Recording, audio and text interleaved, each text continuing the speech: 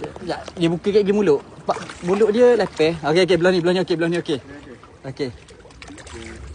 Bismillahirrahmanirrahim.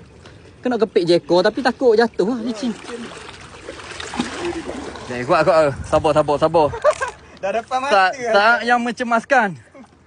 Okey. Okey, molek angin mulut. Buka mulut. Itu. Sekejap. Ya. Alhamdulillah. Ya, mak. Ya. Gorgong, mang. Kepik kuat sikit. Wah. Woi, tak air padu. Atas sikit. Cari batu rata. Kepik kuat tak apa.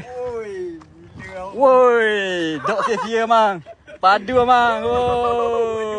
1.5k, mang. Tok Jembal, guys. Tok Jembal memang padu. Tengok. Besar, mang. Tengok kaki. Lagi besar. Lagi panjang dari kaki Pok Mu. Gila, bapak besar. Oh, rugi GoPro dok bawa. Tak apalah, otak kaki ha. Kaki Pok Mu saiz lapang. Ikan besar lagi ha. Woi, besar. Gambar tu. Kita selfie dulu sama. Pok Mu nak tumpang kat gambung ikan mang. Pok Mu ambil tu. Ambil gambar sama ngemar. Kayak Pok Mu kata, orang kata Pok Mu pinjam ikan orang ambil gambar. Pok Mu pegang bagi ke depan ikan tu. Depan ikan ha. Dekat sikit. Jangan jatuh sudah ikan. Jangan jatuh sudah. Woi, besar. Woi. 1, 2, 3. Mantap. Mantap amang. Tukang. Member mang seorang pula. Pok Mu tak boleh, Pok Mu tengok live. Tadi nak ambil gambar.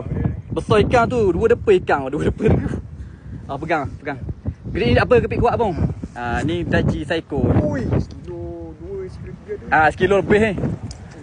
Pegang molek kepik kuat tak apa, dak patah. Okey, 1, 2, 3. Oh dah. Jap segi. 1, jap belakang sikit. 1, 2, 3. Okey.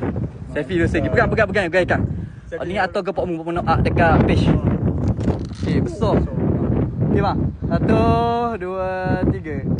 Oh, besar. Kepik kuat. Takut jatuh. Mantap. Boleh balik dah ni. Boleh balik dah, mang. Boleh balik dah. Bak angin kuat nak hujang ai.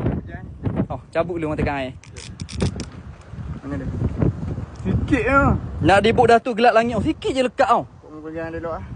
Pegang. Buat dah sebab dia kena insang dah. Oh, ni solid. Yang ni solid. Mulut je tak solid. Tapi pakai belayar. Kaget aja 3 rasa lalu Pok Mu pagak. Tak ada.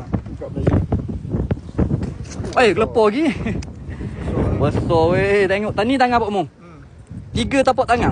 3 tapak tangan guys. 3 tapak tangan.